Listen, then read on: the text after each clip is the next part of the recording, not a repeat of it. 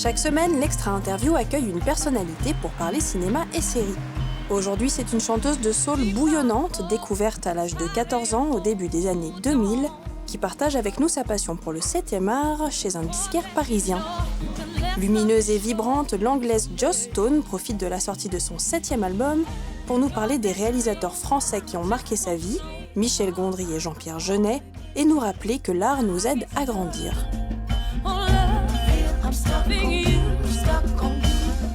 You are one of the very rare person to whom we can say you are a free spirit, and it's true. Ah, that's nice. I'd like to know who to you is a free spirit in cinema.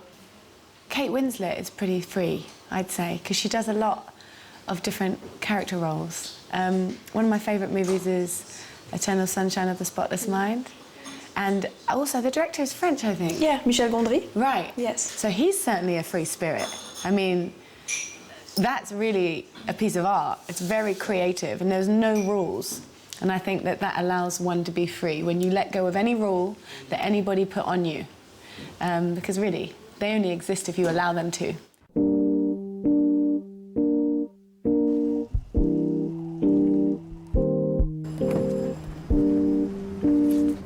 Hi.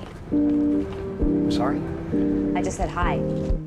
She seems to play a very well-to-do lady, and then she plays someone a little bit rough around the edges, and she dips into different accents. I love that. I love to see an actor kind of completely change from one role to another. I think that's inspiring. You called your new album Water for Your Soul, and I've read that it's a way to say you have to water your soul to grow. Yeah. Are there any movies or TV series, for that matter, that you feel have made you grow? Makes or you feel helped better? you? Yes. I think so. So the title is really, it's about helping yourself stand upright, you know, to grow and to be beautiful and to be healthy and bright. You feed yourself with whatever it is that I don't watch movies that I know are going to give me a bad feeling, because I get so deeply involved in a movie, sometimes too much deeply involved, and I will be crying for like 2 days on it, and it will really, really mess me up, and I hate that. I had read this story that you said that when you were 10, you remember that the first tape, or maybe one of the first tapes you got, was an Aretha Franklin tape, and that it was like a click for you. Yeah. Did you feel this for a movie? Do you remember being young and watching a movie and understanding for the first time how big it is and how important it can be in your life? I think, okay, so Amelie is one of my favourite movies. Yeah.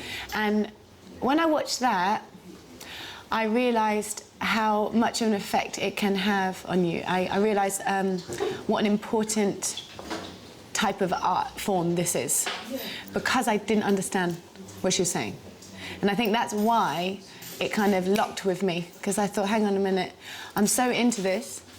I love how it looks. I love the story and the feeling that it gives you, but I have no idea what she's saying. So you watched it without subtitles? I can hardly read, let me tell you. Okay.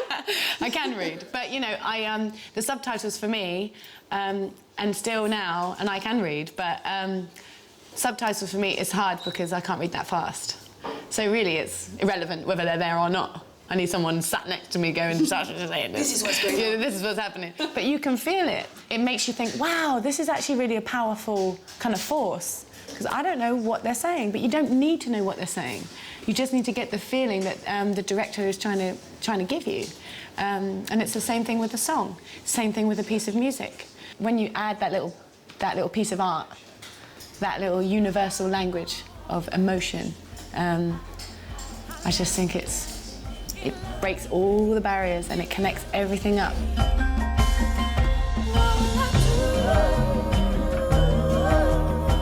Are you a TV series addict? I actually don't have a TV at home. And that's not because I'm trying to be all swish like without a TV. I did buy one, but I lost it a few times. You lost your TV? It's a very small TV, and you can pick it up very easily. And my brother, you know, he comes in and he wants to play PlayStation in another room, so he picks it up and moves it. And someone else moves it somewhere else, So I lost it for a few months. But I like to get into series when I'm on the road, because you kind of get lost in them. I like the the magical fantasy. I love a fantasy. Game of Thrones? Game of Thrones is scary to me. I get scared. Yeah, my boyfriend loves Game of Thrones, absolutely loves it. And I've watched a few with him. And when it got to the lady that had the dragons, yes, I felt a connection because those were her babies. Yes. And I thought, oh, I love this now. Because she was so sweet with these dragons and she loved them so much. And then she had to lock them away and I was like, no! I can't watch it anymore. This is horrible! And then someone chopped someone's head off and I was like, oh, fuck this, I'm not watching it. I don't like it, it gives me a bad feeling. Freedom is very much, even when you speak about something else, we go back to freedom. Always. At one point. So, having played, for example, in The Tudors, I wonder how you managed to kind of forget this freedom and be directed by someone, and you sit there, you dress like that, and you say that. And how do you feel in this kind of situation? How did you feel at that time? It's so opposite to what I normally do. So opposite. And I think maybe that's why I enjoy it so much. But yeah, The Tudors was cool because I kind of felt like I was part of the band. So when I am making a record, I might say to Pete, my bass player, Pete, this is what I want to hear, and I might sing it to him, the melody that I want him to play. And then he does that for me, but he does it in his way. So I felt like, okay, now this is my job, I'm going to be Pete. I'm going to be the bass player for, you know, whoever wants me to do this, you know. And I think that's important. The writer, he had his idea, the director had his idea, the producer had his idea, the actors had their ideas. And I remember sitting there and amongst all these actors that were like, actually, I want to play it this way. I'm not doing it like that. I'm going to do it like this. And I just thought, I'll do it however you tell me to do it, because I don't know what I'm doing. You know, you have to know your weaknesses. My dad said to me, play to your strengths, love. And that means if you're good and you're strong at it, then you go ahead and do that. But if you're not, just learn, be quiet.